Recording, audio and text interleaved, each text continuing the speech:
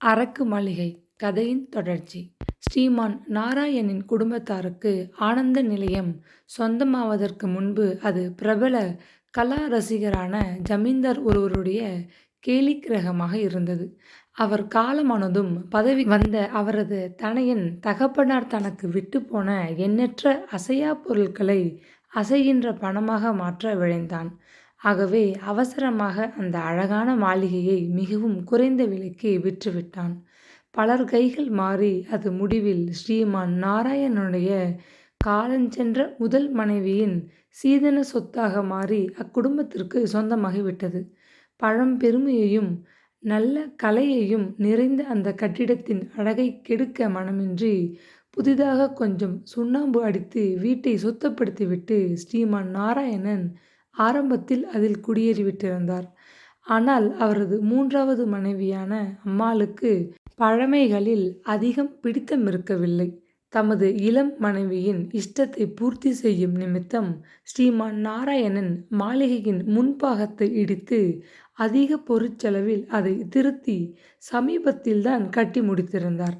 அதன் பயனாக ஆனந்த நிலையம் முன்பக்கத்தில் நவீன பாணியில் கட்டப்பட்ட பங்களா போலவும், பின்பக்கத்தில் பழங்காலத்து கூடம் தாழ்வாரங்கள் அமைந்த பெரிய மாளிகை போலவும் பழமையும் புதுமையும் ஒன்று கலந்து பொலிவுடன் விளங்கியது. ஆனால் ஜமீன்தார் காலத்திலிருந்து ஒவ்வொருவர் கையிலும் மாறிய போதும் தனது உருமாறாது இருந்த கண்ணாடி சரவிளக்கு, இரத்தின கம்பளங்கள், பளிங்குச் சிலைகள் முதலியவற்றை பழங்காலத்து குப்பை என்று வீசி எறிந்துவிட சௌமினி அம்மாளுக்கு மனம் வரவில்லை. செல்வத்தின் செருக்கை விளம்பரப்படுத்த இப்பொருட்கள் தேவையாக இருக்கும் என அவற்றை அப்புறப்படுத்தாது அப்படியே விட்டு வைத்திருந்தாள். அதே காரணத்தினால் தோட்டத்தின் பின்புறத்தில் பங்களாவிற்கு சற்று தொலைவாக மா, வேம்பு முதலிய மரங்கள் இடையே அமைந்திருந்த விருந்தாளி விடுதி இடித்து தள்ளப்படாது விடப்பட்டிருந்தது. ஆனால் அதில் ஒரு சிறு மாற்றம் ஏற்படுத்தி இருந்தால் எஜமானி அம்மாள். ஜமீன்தாருக்கு நெருங்கிய உறவினர்களும் சிநேகிதர்களும் வந்து தங்கி இளைப்பாறி உண்டு கழித்து உறவாடிவிட்டு போகும் நிமித்தம் சகல சௌகரியங்களுடன் நிர்மாணிக்கப்பட்டிருந்த அந்த அழகிய சிறு வீடு வேலைக்காரர்களின் வாசஸ்தலமாக மாறிவிட்டிருந்தது. ஆயினும் விடுதி முழுவதையும் வேலைக்காரர்களுக்கு வசிக்க கொடுத்துவிட எஜமானி அம்மாளுக்கு மனம் வரவில்லை. தங்களுக்கு வேண்டாத ஆனால் தூக்கி எறிய மனமற்ற பீரோ, நாற்காலி போன்றவைகளை ஒரு சில அறைகளில் அடைத்து பூட்டி வைத்துவிட்டு பெரியதான 2 அறைகளையும் ஒரு சிறு ஹாலையும் வேலைக்காரர்கள் உபயோகத்திற்காக கொடுத்து விட்டிருந்தாள். ஆனந்த நிலையத்தில் வேலை பார்த்து வரும் பெரும்பாலான ஆட்கள் இரவு நேரங்களில் தங்கள் இல்லத்திற்கு போய் விடுவது வழக்கம். ஆதலால் அந்த விருந்தாளி விடுதியை 4 வேலையாட்கள்தான் உபயோகித்து வந்தனர். சமையற்கார கிட்டாவும் டிரைவர் சிந்தாமணியும் இடது பக்கமிருந்த பெரிய அறையை பகிர்ந்து கொண்டு வசித்தார்கள். வலது புறமிருந்த சற்றே சிறிதான அறையை எடுப்பு வேலை செய்து கொண்டிருந்த வஜ்ரவேலுவும் கிட்டாவின் உதவியாளனான அம்பிப்பயலும் உபயோகித்தார்கள். 2 அறைகளுக்கும் நடுவில் இருந்த சிறு ஹாலைத்தான் இந்த 4வரும் படுக்கும் இடமாக பொதுவாக உபயோகித்தனர். சாதாரணமாக பகல் முழுவதும் இந்நால்வருக்கும் பங்களாவில் மூச்சுவிட நேரமின்றி கவனிக்க பல காரியங்கள் இருந்ததனால் இரவில் அவர்கள் படுக்கப் போகும் முன்தான் ஒருவரை ஒருவர் சந்தித்து பேச அவகாசம் இருந்தது. ஹாலின் பளிங்கு தரை மீது ஜமுக்காலத்தை விரித்து கொண்டு விடிய விடிய பேச உட்கார்ந்து விடுவார்கள். அன்றாடம் அவரவர் தொழிலில் ஏற்பட்ட விசித்திர அனுபவம், ஊரில் நடக்கும் விஷயங்கள் இத்தியாதிகளை பேசி நேரம் போவது தெரியாமல் சிரித்து மகிழ்வார்கள். இந்நால்வரில் சிந்தாமணிதான் வயதில் பெரியவர். அந்த வீட்டில் நீண்ட காலம் வேலை செய்கிறவர் என்ற போக உரிமை வேறு கொண்டவர். எனவே மற்ற மூவரும் அவரிடம் கொஞ்சம் மரியாதை வைத்திருந்தனர். அடுத்தபடியாக நீண்ட நாள் அனுபவசாலி சமையல்கார கிட்டா. ஆதலால் அவருக்கும் மற்ற 2வர் மிக்க மதிப்பு கொடுத்தனர். மற்றவர்களை விட சமீப காலத்தில்தான் அங்கு வேலைக்கு வந்தவன் அம்பிப்பயல். அனந்தராமன். அன்றைய அழகான பெயர் திரித்து அம்பியாக மாறியது. 17 வயதை தாண்டிய பாலகன் என்ற காரணத்தால் எல்லோருக்கும் அவன் அம்பிப்பயலாக திகழ்ந்து கொண்டிருந்தான். வஜ்ரவேலு 25வது வயதை எட்டி கொண்டிருந்த இளைஞன். 10 வருஷங்களுக்கு மேலாக அங்கே தொடர்ந்து வேலை பார்க்கிறார். சிந்தாமணி கிட்டா இருவரிடமும் அவனுக்கு மிகவும் அன்பு உண்டு. அவர்கள் இருவரின் சிபாரிசின் பேரில் அந்த வீட்டில் அவனுக்கு நல்ல ஊதியம் உள்ளதொரு வேலை கிடைத்தது என்ற விஷயத்தை ஒரு நாளும் அவன் மறக்கவில்லை. இந்த நால்வரும் ஒரே பங்களாவில் வசிக்கின்றவர்கள் என்ற ஒரு காரணத்தினால் ஒற்றுமையாக அவ்விடத்தில் வசித்தனர் என்பது ஒருபுறம் இருக்க, இவர்களை வேறு ஒரு விஷயமும் ஒன்றாக பிணைத்திருந்தது. சங்கீதம் என்றால் இந்த நால்வருக்கும் உயிர். ஏழைகளாக பிறந்துவிட்டதன் பலனாக அந்த கலையை பொருட்செலவிட்டு கற்றுக்கொள்ளவோ அனுபவிக்கவோ முடியவில்லை.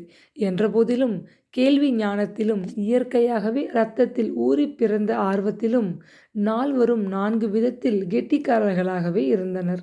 சமையற்காரர் கிட்டா ஆரம்பத்தில் கொஞ்ச நாட்கள் ஒரு நாடக கம்பெனியில் சமையல் வேலை செய்து கொண்டிருந்தார். சங்கடமான சமையலை விட்டு சங்கீதம் பாடும் சந்தர்ப்பங்கள் அவருக்கு அடிக்கடி அங்கு ஏற்படுவதுண்டு.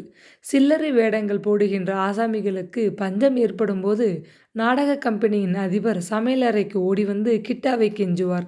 இதுதான் சமயம் என கிட்டாவும் உற்சாகத்துடன் கரண்டியை கீழே போட்டுவிட்டு நாரதராகவும் மந்திரியாகவும் பல வேடங்களில் மேடை மேல் தோன்றி விடுவது வழக்கம். இந்த சிறு அனுபவங்களும் அப்போதைக்கப்போது பிரபல நாடக கலைஞர்களின் தொண்டையிலிருந்து உதிர்த்த பாடல்களை காதில் வாங்கி கருத்தில் பதிய வைத்திருந்ததன் பயனாகவும் அவருக்கு கொஞ்சம் பாடத் தெரிந்திருந்தது.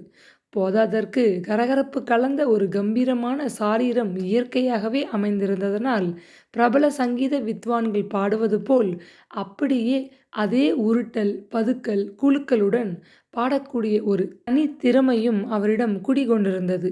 நாடக மேடைகளிலும் இசை தட்டுகளிலும் புத்தகங்களிலும் பொறுக்கி எடுத்த பக்தி கீர்த்தனைகளிலிருந்து காவடி சிந்து நாட்டுப் பாடல்கள் முதலிய பலவற்றையும் கிட்டா கவனம் செய்து வைத்திருந்ததனால் அந்நால்வரில் சங்கீத வித்வானாக திகழ்ந்தார்.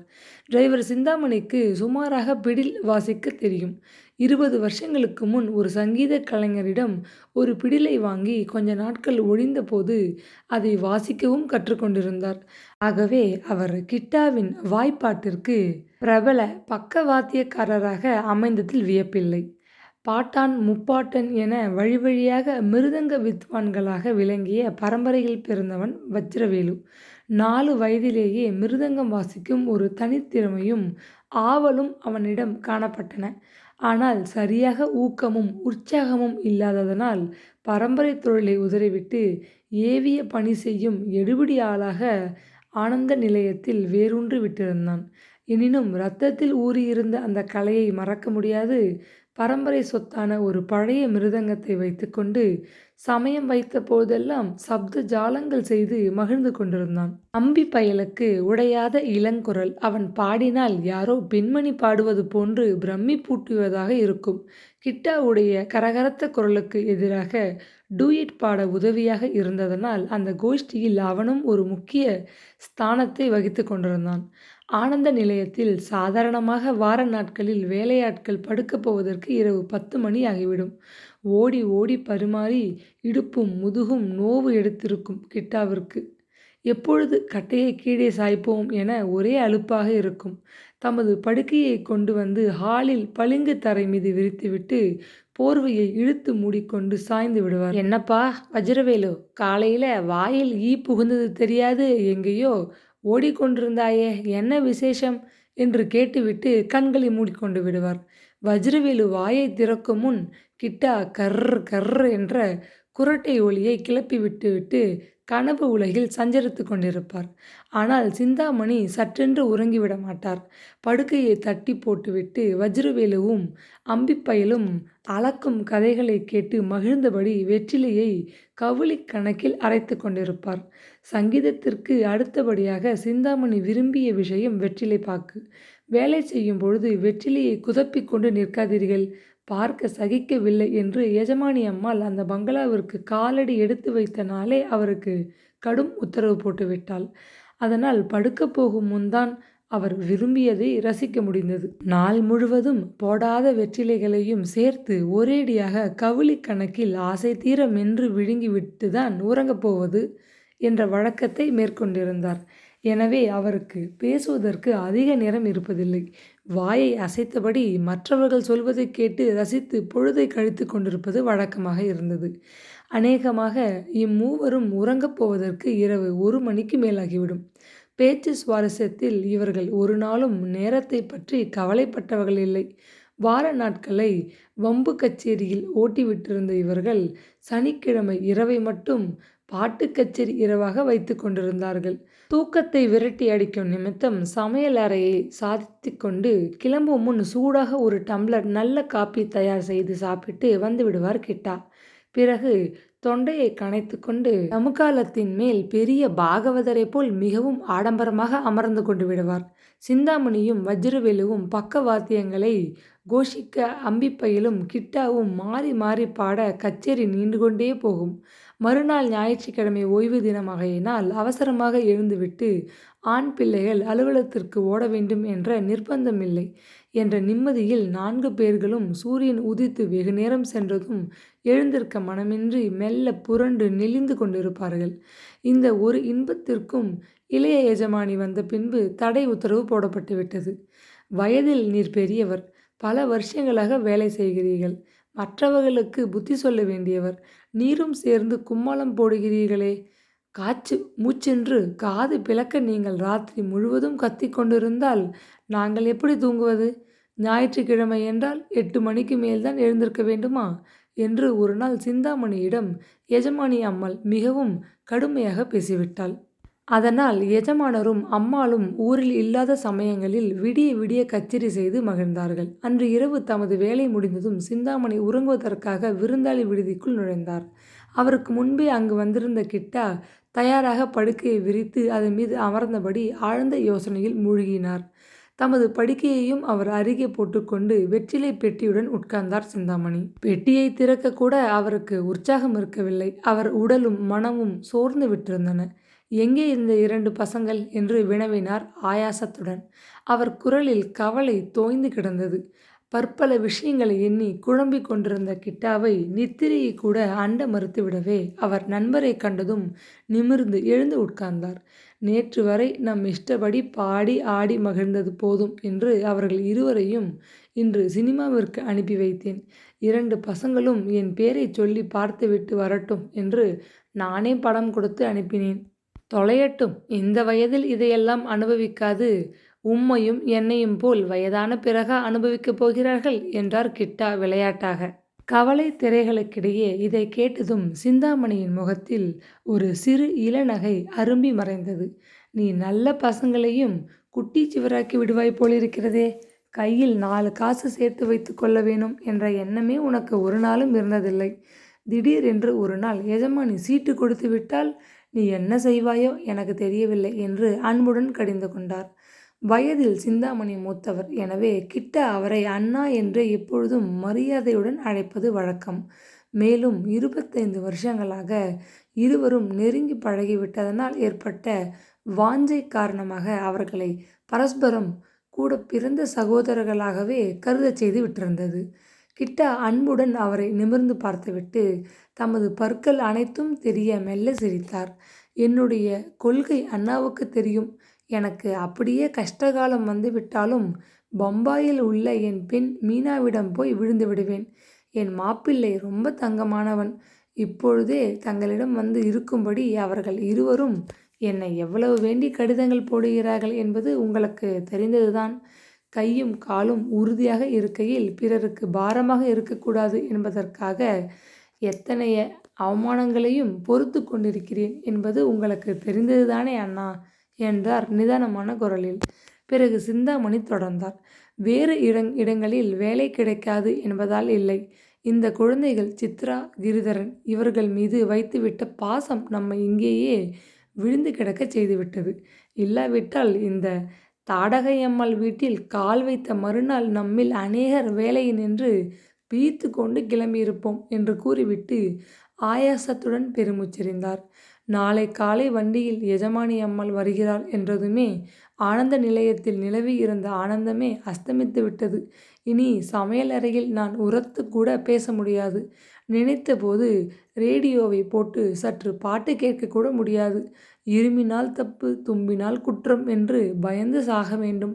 போன ஜென்மத்தில் இவள் என்ன பிறவியோ, சங்கீதம் அவளுக்கு அத்தனை வெறுப்பாக இருக்கிறது என்று பரிகாசமாக கூறிவிட்டு பகபகவென்று சிரித்தார் கிட்டா. வெறுப்பு ஒன்றுமில்லை, தனக்கு புரியாத ஒரு கலையில் பிறர் உற்சாகம் காட்டக்கூடாது என்ற பொறாமை. ஏன், எஜமானி அம்மாள் கூட கொஞ்ச நாள் வந்த புதிதில் சங்கீதம் கற்றுக்கொள்ள முயற்சித்து ஒரு வீணையை வாங்கி பிறகு அதை மூலையில் கட்டி வைக்கவில்லையா? அதை மறந்தா போய்விட்டாய் என்று கேட்ட சிந்தாமணி மெல்ல வெற்றிலை பெட்டியை திறந்தார். கிட்டா பேச்சு சுவாரஸ்யத்தில் போர்வையை தூர வைத்துவிட்டு நன்றாக நிமிர்ந்து இன்னும் சற்று நெருங்கி நண்பர் அருகில் வந்து உட்கார்ந்து கொண்டார். போயும் போயும் நம் எஜமானன் வயது காலத்தில் இப்படி ஒரு பிசகு செய்வாரா? அதை நினைத்துதான் அதிசயப்படாத நாளே இல்லை என்று கோபத்துடன் முடிக்காது நிறுத்தினார் கிட்டா. வெற்றிலையை நரம்பை கிழித்து சுருட்டி வாயில் அடக்கிக் கொண்ட சிந்தாமணிக்கு உடனே பேச முடியவில்லை. அவசரமாக அதை மென்று விழுங்கிவிட்டு ஆத்திரத்துடன் தொண்டையை கனைத்து கொண்டு ஆரம்பித்தார். அவர் தம்மை வயதானவராக எண்ணிக்கொண்டால்தானே துள்ளி திரிகின்ற கட்டிலங்காலை என்ற நினைப்பு அவருக்கு. அம்மாவுடன் காலை வேளையில் அவர் ஓடி ஓடி டென்னிஸ் விளையாடுவதை பார்த்தால் அவரை யாராவது 65 வயதை தாண்டியவர் என்று சொல்ல முடியுமா? சின்ன பெண் சாதிக்கும் சரியாக இவர் போடுகிற வேஷத்தையெல்லாம் பார்க்கும்போது எனக்கு மட்டும் தொக்கத்திலே நெஞ்சை பிளக்கிறது. அந்த அம்மா அகிலாண்டம் இருந்தார்களே, புண்ணியவதி, எதிரே வந்து கூட நிற்க மாட்டார்கள். அத்தனை அடக்கம். பெற்றோருக்கு ஒரே பெண், பெரிய இடமாதனால் செல்லமாக வளர்ந்தவர். போன ஜென்மத்தில் செய்த துர்வினை பயனாக இந்த துஷ்டருக்கு மாலையிட்டார்கள். அந்த காலத்தில் இந்த மனிதர் ஆடிய ஆட்டம் கொஞ்சமா நஞ்சமா? கண்ணும் கண்ணீருமாக அந்த உத்தமியை உருகிச் சாக வைத்து விட்டார். பொறுமையும் அழகும் உள்ள பெண்டாட்டி வீட்டில் இருக்கையில் குழந்தைகள் இல்லை என்ற சாக்கை வைத்துக்கொண்டு 2வது கல்யாணம் செய்து கொண்ட கல் நெஞ்சுக்காரர் இவர். முத்துக்கள் போல் அழகாக பிள்ளையையும் பெண்களையும் பெற்று கொடுத்து கூட அகிலண்டம்மாள் துளியும் சுகம் பெறவில்லை. எனினும் அந்த அம்மா 2வது மனைவி விட்டு போன குழந்தை ஜெகதீசனை தன் பிள்ளையாக பாவித்து எடுத்து வளர்த்து ஆளாக்கினார்கள். தன் பிறந்த வீட்டு செல்வம் அனைத்தையும் புருஷன் காலடியில் வைத்து வணங்கினார்கள். என்ன செய்தும் உயிருடன் இருந்தவரை ஆனந்தம் என்பதை கடுகளவு கூட அவர்கள் காணவில்லை என்றார் துயரத்தில் தடைபட்ட மெல்லிய குரலில். இது சமயம் கிட்டாவிற்கு ஒரு சிறு சந்தேகம் வந்துவிட்டது. ஆமாம் அண்ணா, நம்ம எஜமானன் ஒரேடியாக இளைய மனைவி மோகத்தில் மூழ்கி கிடக்கிறார். அந்த அம்மாளோ பெரிய ஆசாமியாக இருக்கிறார்கள். கிழவர் மீது சொக்குப்பொடியை தூவிவிட்டு சகல சொத்துக்களையும் தன்மேல் எழுதி வாங்கி கொண்டு விட்டால் சந்திராவின் கதி என்ன ஆகும்? ஆண் பிள்ளைகள் இருவரும் எப்படியோ பிழைத்து போவார்கள். பாவம், அந்த பெண் நடமாடக்கூட முடியாது இருக்கும் நிலையில் கவனிப்பாரற்று போய்விட்டால். இதை நினைத்து எனக்கு அடிக்கடி பெரும் கவலை ஏற்பட்டு விடுகிறது என்றார் விசனமாக. கூஜாவிலிருந்து தண்ணீரை டம்ளரில் ஊற்றி ஒரே மூச்சாக குடித்துவிட்டு கையை தட்டி கொண்டார் சிந்தாமணி. இந்த விஷயத்தை இதுவரை உன்னிடம் கூட நான் சொன்னதில்லை என்று கூறிவிட்டு மெல்ல சுற்றுமுற்றும் பார்த்தார். பிறகு குரலை தாழ்த்தி கொண்டு, எஜமானருக்கு ஆதியில் தன்னுடையது என்று சொத்து ஏதும் கிடையாது. எல்லாம் அகிலாண்டம்மாளின் பிறந்தகத்து செல்வத்தின் தெம்பினால்தான் அவர் இந்த போக பாக்கியங்களை அனுபவித்து கொண்டிருக்கிறார். ஏழை பையன் அடங்கி இருப்பான் என எண்ணி மருமகனாக வரித்து விட்டார்கள் அகிலாண்டம்மாளின் பெற்றோர்கள். மாப்பிள்ளையின் உண்மையான குணம் புலனாகியதும் விழித்து கொண்டு விட்டார்கள். தங்களுக்கு பிறகு தங்கள் சொத்து முழுவதும் தமது பெண்ணின் வயிற்றில் பிறக்கும் குழந்தைகளுக்கு என்று உயில் எழுதி வைத்துவிட்டு போய்விட்டார்கள். இந்த வீடு கூட ஐயாவுக்கு சொந்தமில்லை தெரியுமா? இருக்கிறவரை அனுபவிக்கலாம். அவருக்கு பின்னர் ஆனந்த நிலையம், சந்திரா, கிரிதரன் இருவருக்கும் சொந்தமாகிவிடும். அதனால் என்று முடிக்கும் முன் கிட்டாவினால் பொறுக்க முடியவில்லை. அப்படியானால் ஐயாவுடையது என்று ஆஸ்தி ஒன்றுமே கிடையாது என்றா சொல்கிறீர்கள் என்று சந்தேகத்துடன் வினவினார். முதல் மனைவி இறங்கி கருணையுடன் கொடுத்து உதவிய கொஞ்சம் பணத்தை வைத்துக்கொண்டு 20 வருஷங்களுக்கு முன்பு சொந்தமாக ஒரு சிறு வியாபாரம் ஆரம்பித்தார். அதிர்ஷ்டம் அவர் பங்கில் இருந்தது. தொட்டதெல்லாம் பொன்னாக மாறியது. அதனால் யுத்த காலத்தில் கொஞ்சம் காசு ஐயா கையில் ஏறிக்கொண்டு விட்டது. அதை கொண்டுதான் பிரம்மாண்டமான நாராயணன் கம்பெனி என்று ஒன்றை ஸ்தாபித்து இரும்பு பெட்டி வியாபாரத்தில் இறங்கிவிட்டார். சுக்கிர திசை நீண்டு கொண்டே போனதனால் ஐயாவுக்கு கோடையிலும் உதகையிலும் பங்களாக்கள் சொந்தமாயின. பேங்கிலும் கணக்கு அதிகரிக்க தொடங்கியது. அத்துடன் வாலிபமும் திரும்பிக் கொள்ளவே 3வதாக திருமணம் செய்து கொண்டார். ஆனால் இந்த அம்மா ஐயாவுடைய சொந்த சம்பாத்தியத்தையும் ஒரேடியாக தானே எடுத்துக்கொண்டு விட முடியாது. ஜெகதீசனுக்கு ஓரளவு இவர் சொத்தில் பங்கு கொடுத்தாக வேண்டும். பெரிய வியாபாரி, அரண்மனை போல் வீடு என்றெல்லாம் கணக்கு போட்டுக்கொண்டு கிழவரானால் போகட்டும் என்று துணிவுடன் சௌமினி அம்மாள் இவரை கல்யாணம் செய்து கொண்டு விட்டார்கள். உள்ளே வந்து கணக்கு பார்க்கும்போது விஷயம் வேறாக இருப்பது தெரிகிறது. அதனால் அம்மாவுக்கு ஆத்திரமாக வருகிறது. மூத்தவள் குழந்தைகளை காணச் சகிக்கவில்லை என்று சிந்தாமணி ஒரே மூச்சாக முடித்தார். கணவனை மயக்கி படிப்படியாக பணத்தை வாங்கி தன் மேனி மீது வைர அங்கியாக அடித்து போட்டு கொண்டிருப்பது போதாதா? ஊர் என்ன, பேர் என்ன என்று முன்பின் அறியாத ஆசாமிக்கு இதைவிட இன்னும் என்னதான் வேண்டும் என்று கிட்டா கோபத்துடன் கேட்டார். ஆசைக்கு அளவு உண்டா? எல்லாம் தன்னுடையதாக வேண்டும். மூத்தவள் குழந்தைகள் அனைவரும் அழிய வேண்டும் என்பது அந்த அம்மாளின் அவா. இது ஆனந்த நிலையமா? பொறாமை பொங்கி வழியும் அரக்கு மாளிகை. அப்பா, என்றைக்கு தீப்பற்றி எரியப் போகிறதோ என்று சிந்தாமணி துயரம் தாங்காமல் பெருமூச்செறிந்தார். கிரிதரனுக்கு கல்யாணமாகிவிட்டால் ஒரு சமயம் சௌமினி அம்மாளின் கொட்டம் குறைந்துவிடமல்லவா? ஆமாம் அண்ணா, எனக்கு ஒரு விஷயம் தோன்றுகிறது வந்து என்று ஆரம்பித்த கிட்டா சற்று சிந்தாமணி அருகில் மிக நெருங்கி வந்து உட்கார்ந்தார். பற்கள் அனைத்தும் தெரிய மெல்ல சிரித்தபடி, அண்ணா, அந்த பெண் மஞ்சுளா என்று ஆரம்பித்தார். உன்னுடைய சங்கதி எனக்கு தெரியுமே. நீ நினைக்கிறது நடக்காத காரியம். அதனால் விஷயம் விபரீதமாவதற்குள் ஆரம்பத்திலேயே அணை போட்டு விட்டேன். நீ செய்கிற காரியம் ஒன்றும் எனக்கு பிடிக்கவில்லை. நீ வேண்டுமென்றே அந்த பெண்ணிடம் வெந்நீரை கொடுத்து கிரிதரன் இருக்கும் பக்கமாக 10 தடவை நடக்க வைக்கிறதும், அடிக்கடி சமையலை பற்றி சந்தேகம் ஏற்படுவது போல் அழைத்து விசாரிப்பதும் எனக்கு புரியாத புதிரில்லை. ஒன்று சொல்லிவிட்டேன். உனக்கு சம்பந்தம் இல்லாத காரியங்களில் நீ தலையிடாதே. வீண் பொல்லாப்பு வரும்.